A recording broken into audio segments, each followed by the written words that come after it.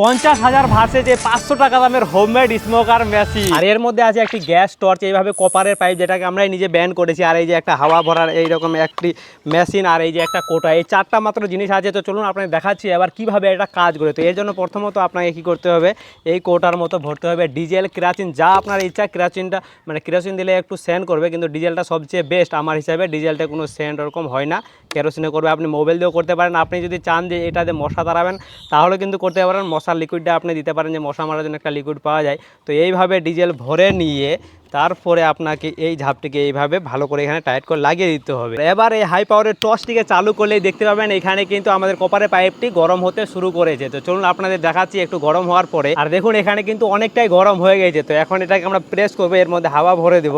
আর হাওয়া ভরে এইভাবে এবার এটিকে চালু করলেই দেখুন কতটা ধোঁয়া বার হচ্ছে এখান থেকে।